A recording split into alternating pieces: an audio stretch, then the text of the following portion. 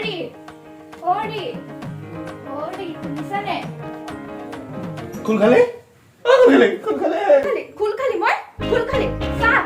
খৈনিয়াৰ হয় মই চাই লয় এবাৰ ভালকে খুল খালি মই চাও ভালকে চাম খৈনিয়াৰ হয় খুল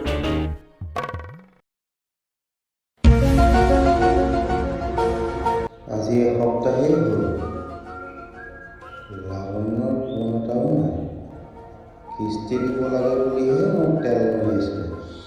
এতিয়াহে বুজিছোঁ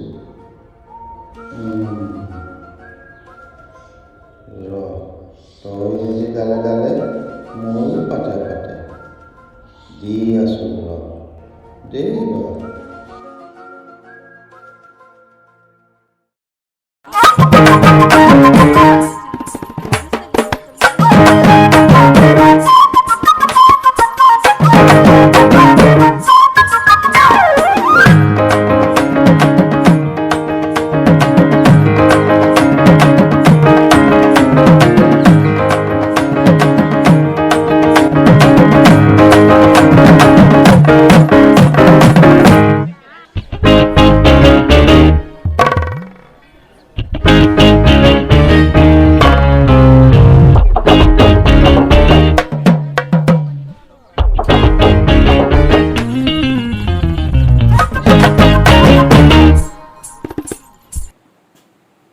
ঘৰত কোন আছে চাও অকণ মাত দিয়কচোন ও স্যার আহক আহক আহক মই বহিবলৈ অহা নাই আপুনি হাজবেণ্ডক মাতি দিয়কচোন কথা আছে বহুত কথা আছে এও নাই নহয় স্যার নহ'ব সদায় একেটা কথাকে কৈ থাকিলে নহ'ব হয় সোনকালে তেখেতক মাতক নহ'লে কিন্তু মই কৈ দিছোঁ আজি ডাঙৰ বিপদত পৰিব আপোনালোক ও ৰবচোন ৰব আপুনি বহক মই তেওঁক বিচাৰি যাওঁ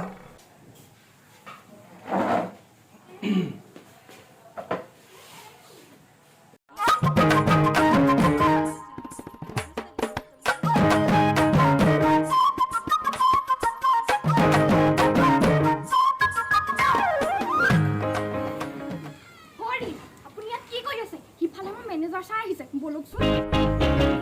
যা মই নাই বুলি কবি যা তই যা আজি আপুনি যাবই লাগিব নগলে ছাৰে বহুত ডাঙৰ বিপদ হ'ব বুলি কৈছে আপুনি যোৱাটো নহ'লে বৰ ডাঙৰ বিপদ হ'ব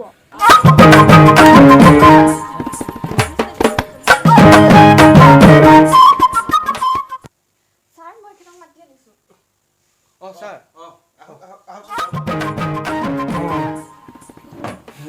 কওকচোন ছাৰ হেৰি কথা এটা কওকচোন আপোনালোকে এতিয়া বেংকৰ পইচাটো দিম বুলি ভাবিছে নে নিদিওঁ বুলি ভাবিছে নহয় ছাৰ একচুৱেলি পইচাটো দিম বুলিয়ে ভাবিছিলোঁ কিন্তু আপুনিতো গম পায় লকডাউনৰ কথা লকডাউনত মানে আমাৰ আৰ্থিক অৱস্থা ইমানেই দুৰ্বল হৈ গ'ল এতিয়া আমাৰ মানে অলপ পইচা বহুত আৰ্থিকভাৱে দুৰ্বল হৈ আছোঁ আৰু সেইটো কাৰণেহে মানে পইচাটো দিব পৰা নাই এনেই লকডাউনৰ আগত মই কিস্তি সদায় দিছোঁ মঙলবাৰে মই সদায় কিস্তি দিছিলোঁ কিন্তু এতিয়া মানে অলপ অসুবিধা হৈ আছে সেইটো কাৰণেহে ছাৰ পইচাটো দিব পৰা নাই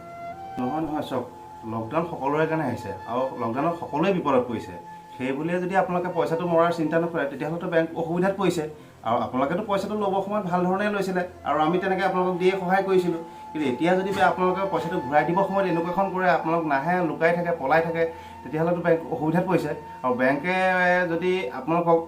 এই সুবিধাখন দিছে তাৰ কাৰণেতো আপোনালোকে আগবাঢ়ি গৈছে ঘৰ বনাইছে হওক কিবা কৰিছে বিজনেছ কৰিছে কিবা কৰিছে আৰু যদি আপোনালোকে এতিয়া লোন মাৰিব সময়ত যদি আপোনালোক পলাই থাকে তেতিয়াহ'লে এনেকৈ নচলিব চাওকচোন এতিয়া যদি মই বিপদত পৰি আপোনাৰ পৰা পইচা নিলোহেঁতেন আৰু আপোনাৰ বিপদৰ সময়ত যেতিয়া মই ঘূৰাই নিদিলোহেঁতেন দিব নোৱাৰিলোহেঁতেন তেতিয়াহ'লে আপোনালোকে কি পদক্ষেপ ল'লেহেঁতেন হয় বাৰু ছাৰ কথাটো কিন্তু আমিও বিপদত পৰিহে হাত ভৰি বান্ধ খাই আছে নহ'লে ছাৰ আমিনো ধাৰটো লৈ পেলাই আপোনালোকক কিয় ধাৰটো ঋণটো আপোনালোকক পৰিশোধ নকৰিলোহেঁতেন আমাৰো বিপদ অলপ হৈছে কাৰণেহে লকডাউনৰ পৰা বহুত বহি গ'লোঁ ছাৰ ঘৰখন নহ'লে মোৰ পইচাটো আপোনালোকক ঘূৰাই দিলোহেঁতেন হয় সেইটো কথা হয় বাৰু সেই কথাখিনি মইহে বুজি পাইছোঁ কিন্তু সেই কথাখিনি বেংকে বুজি নাপায় নহয় বেংকতো বহুত বিষয়ববী আছে তেওঁলোকে আমাক প্ৰেছাৰ দিয়ে আৰু তেওঁলোকৰ প্ৰেছাৰ মতেহে আপোনালোকৰ ইয়াতে আমি আহিবলগীয়া হৈছে প্ৰতিদিনে আৰু চাওক বেংকত যিখিনি প্ৰেছাৰ থাকে সেইখিনি ৰিপ্লাই আমি দিবলগীয়া হয় আপোনালোকেতো নিদিয়ে আৰু আপোনালোকে সেই কথাখিনি বুজি নাপায় সেইকাৰণে যদি আপোনালোকে দিম বুলি ভাবিছে পইচাটো তেতিয়াহ'লে এটা সুবিধা আহিছে সেই সুবিধাটো আপোনালোকে গ্ৰহণ কৰিব পাৰিব তাতে আপোনাৰ ওৱান টাইম সেটেলমেণ্ট বুলি এটা অপশ্যন আহিছে সেইটোত যদি কৰে পইচাটো তেতিয়াহ'লে আধাতকৈ অলপ বেছি হ'ব মোটামুটি আধাই হ'ব বুলি আপোনালোকে ধৰিব পাৰে সেই সুবিধাটো গ্ৰহণ কৰে যদি মই বেংকৰ লগত কথা পাতি চাব পাৰোঁ এই পইচাটো যদি আমি ওৱান টাইম ছেটেলমেণ্ট কৰোঁ তেতিয়াহ'লে সেই পইচাটো আমি কিস্তি হিচাপত দিব পাৰিমনে নে একেলগেই দিব লাগিব ছাৰ? নাই নাই, ওৱান টাইম ছেটেলমেণ্ট মানে আচলতে আপোনালোকে কি বুজি পাইছে নাই? ওৱান টাইম ছেটেলমেণ্ট মানে যিটো বেংকৰ পৰা আপোনালোকক ছেটেলমেণ্ট কৰি দিব সেই পইচাটো একেলগে দিব লাগিব।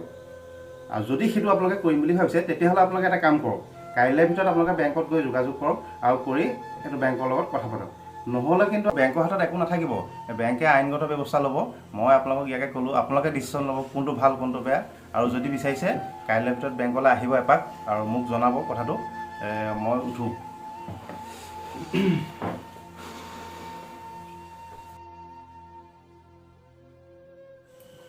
হৰি কি হ'ব এতিয়া? ৰ'বাচোন ৰ'বা, মোক অলপ ভাবিবলৈ দিয়া। আপুনি কি ভাবে ভাবক, সোনকালে কিবা এটা কৰক। বৰ বিপদত পৰিলোঁ দেই।